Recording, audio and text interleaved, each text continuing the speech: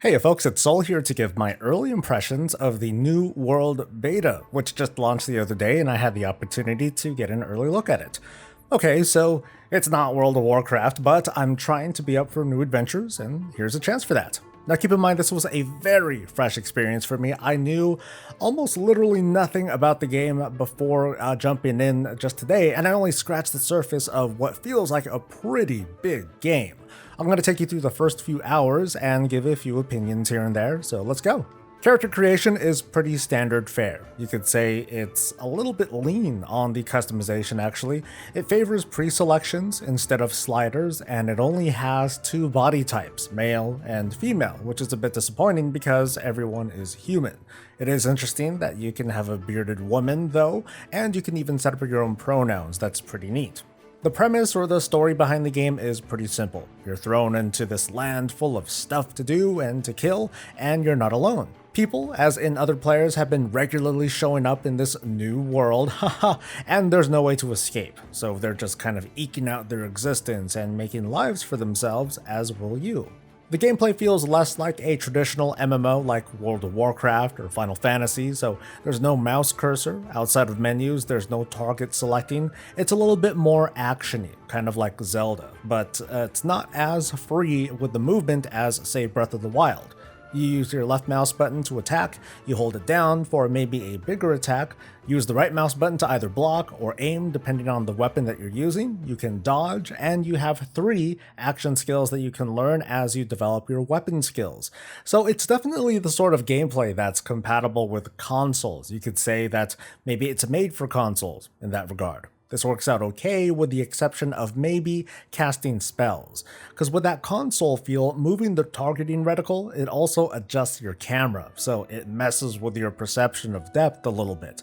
Maybe it gets some getting used to, but in my opinion, it's just a design flaw, although it's not a big deal.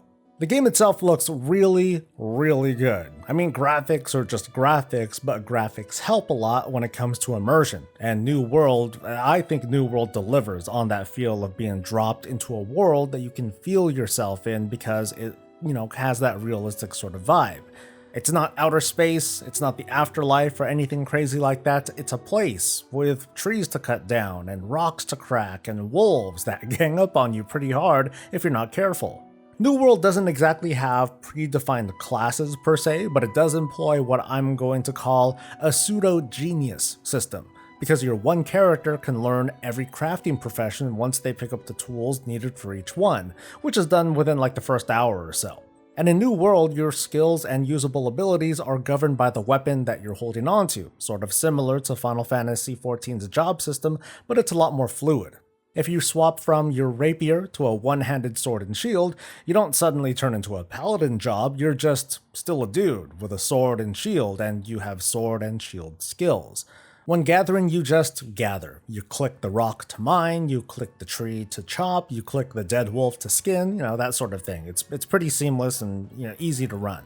New World employs 2 kinds of levels. There's what I call your base level, which lets you insert attribute points into stats that are tantamount to what you want your character to focus on. Maybe it's melee damage, or range damage, or casting/healing. And then there's the individual skill levels for your weapons and professions. By killing things while a particular weapon is equipped, you gain experience, levels, and points that you can put into specializing your weapon proficiencies even further. Each weapon only has 20 available levels or skill points, so this is where the genius system ends. You can't learn everything at once, but at least at the moment you can respec your attributes or your weapon skill things just in case you made a mistake or you feel like trying something new.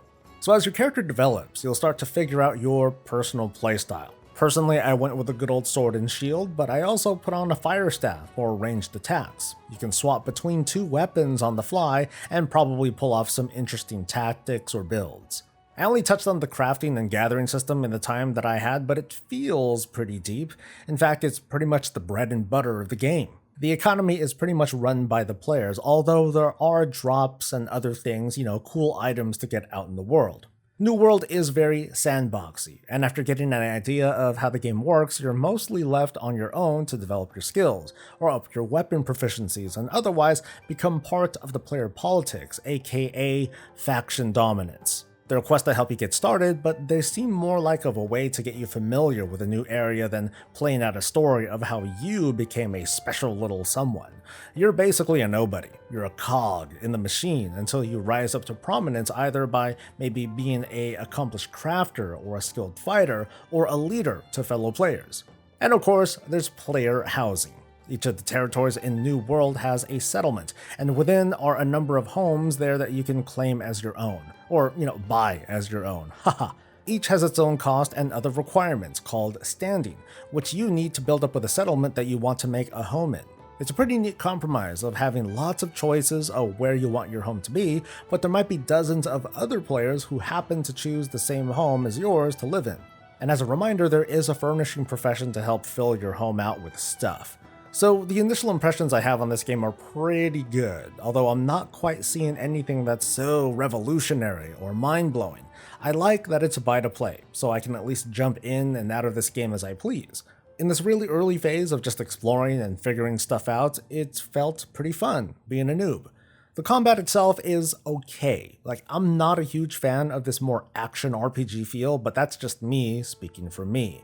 You might have a total ball with this. The later chunks of the game is where, of course, I have the most interest and the most concern too. Sandboxy MMOs like this sort of rely on, I guess I'll call it celebrity. I'm not talking about a streamer sort of celebrity, but more like the organization of a few people to help define the identity of a given server. But this is assuming I'm even remotely right about how open-ended this game is supposed to be. I mean, there is PvE content, and I'm sure there's going to be scheduled releases of other stuff, but players will definitely, at least in my opinion, they'll definitely make or break the game. I definitely did not cover everything there is to cover, but I think it'll be worth checking out when it goes live sometime next month. I do hope this gives you folks an idea of what to expect. Maybe it got you interested, maybe it got you running for the hills, but what do you think? Feel free to share a comment below with your thoughts or if there's anything important that I didn't cover, because we're all here to help each other out. So thanks for coming. Don't forget to like this video to help me out, and I will see you around. Until next time, stay safe, stay healthy, and stay breezy.